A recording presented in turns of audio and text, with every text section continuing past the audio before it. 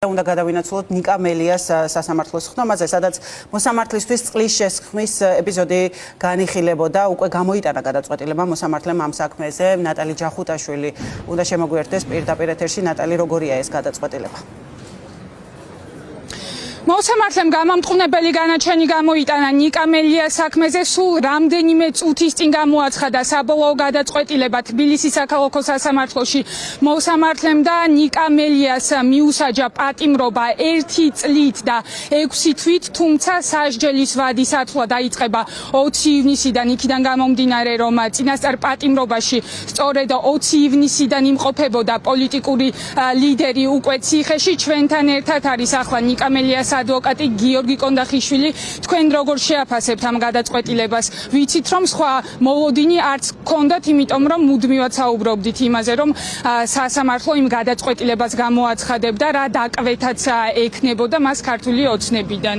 კი ბატონო, როგორც უკვე აღნიშნეთ, ჩვენ სხვა მოლოდინი არც გქონდა. ეს იყო დამოკიდებული გადაწყვეტილება იმაზე, თუ რა გადაწყვეტილებას მიიღებდა ხელისუფლება ნიკა მელიასთან მიმართებით. როგორც ჩანს, ხელისუფლებამ გადაწყვეტა, რომ ნიკა დამატებით დაახლოებით წელიწადი და 2 თვით უნდა დარჩეს საპრობილეში.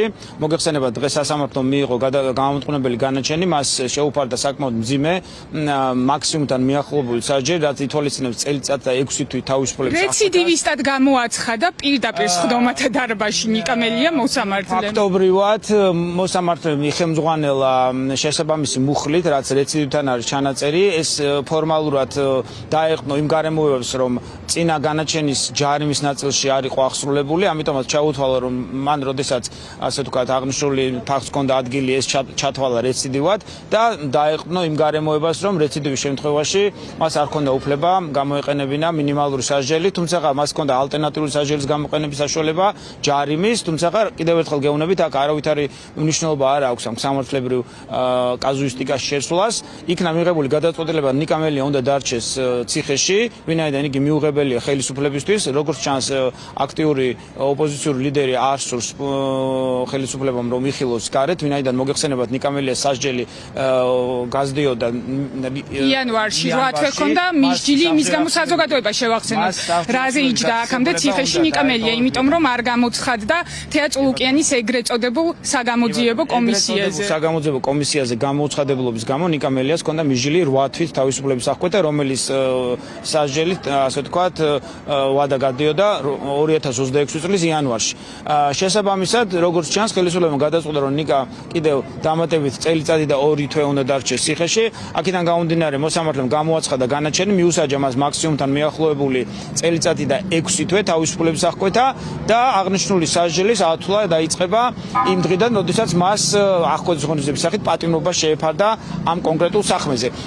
ამიტომ საჩივრებას აპირებთ თუ არა შემდგომ ინსტანციებში? როგორც ყველა სხვა საქმეში, ქვეყნის შიგნით არსებულ ყველა სამართლებრივ ინსტრუმენტს გამოვიყენებთ, მათ შორის სააპელაციო საჩივარსაც გავამზადებთ, მას შემდეგ რაც ჩაგვარდება აღნიშნული განაჩენი. ოღონდ კიდევ ერთხელ ხაზგასმით აღნიშნავ სამართლებრივ არგუმენტაციას ნიკა მელიას მიმართ არსებულ პოლიტიკურ დევნის არაერთ საქმეში ნაკლები მნიშვნელობა გააჩნია და კი როგორც უკვე აღნიშნავდით, ჩვენთვის მოსალოდნელი იყო გამამტყუნებელი განაჩენი, თუმცა ველოდებოდით თუ რა კონკრეტულ სასჯელს გამოიყენებდა სასამართლო.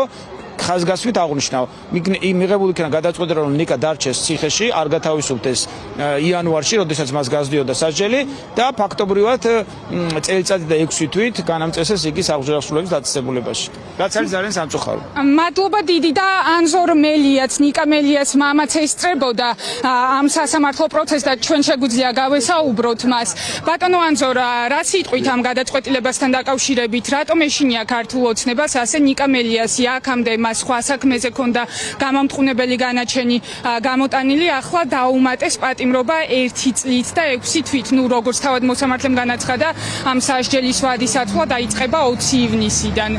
ყოველ შემთხვევაში იანვარში ვერ დატოვებს ის ციხეს. ეშინიათ ნიკას, იმიტომ რომ ერთ-ერთი პატიოსანი პოლიტიკოსია და ვერ გატეხავენ მაგას, ვერც ამ 1 წლით ნახევრი და ვერც ვერაფრით. ამიტომ შვიდათ უნდა ძილი, მაგრამ ეს დრო რომ გაივლის, მერე რას ფიქრობენ, როცა გამოვა ნიკა არ დანებდება, ამათ გააცამტვერებს, ამ თავრობას ღირსნი არიან, იძინოს ეხლა კარგად იმან პაპუაშვილებმა და კობახიძეებმა, მაგრამ იცოდნენ, რომ აუცილებლად ღმერთი დიდია და მაგათ მოთხოვს პასუხს ძალიან ახლო მომავალში. თქვენ ალბათ მოლოდინი გქონდათ ხო, რომ ასეთი განაჩენი დადგებოდა? არა, აბსოლუტურად არ გქონდა. მე ვიფიქრე 2 წელიწადს მიცემენ კიდევ მეთქი. ანუ მაქსიმალურს. მაქსიმალურს და ესეც გამიკვირდა თანაც ფაქტიურად იანვარში უნდა გამოსულიყო და წელიწადი და 2 თვე ექნება კიდევ ციხეში გასატარებლად, მაგრამ ნიკა იქ კიდევ უფრო მეტად გაიზრდება და სამშობლოს მოახმარს თავის ენერგიას. აი, წინა სასამართლო პროცესი ესწრებოდა ნიკა მელია და მან თავადაც განაცხადა, რომ მას არ ეშინია საერთოდ არც ქართული ოცნების, არც ციხის. ის ამბობდა, რომ ის მზადა ამ ყველაფრისთვის. ნიკა ძალიან მაგარი კაცია, იმიტომ კი არა რომ ჩემი შვილია. ნიკა მოუსყიდავია, უნდათ მოსყიდვა ნიკასი ყველაფრით, მაგრამ არ დაეთანხმოდა, ამიტომ არის ახლა ციხეში. ნიკა გაიმარჯვებს, მაგრამ ამათ რა ეშველება ამ თავრობას, რომ თავრობა არ აღყავს. მადლობა. მოკლედ ვერდიქტი სულ ცოტა ხნის წინ გამოიტანა მოსამართლემ ნიკა მელიას საქმეზე, მას შეუფარდეს პატიმრობა 1 წლით და 6 თვის ვადით. შეგახსენებთ, რომ მას ედავებოდნენ სასამართლოს უპატივცემულობას, რაც გამოიხატებოდა მოსამართლის შეურაცხყოფაში.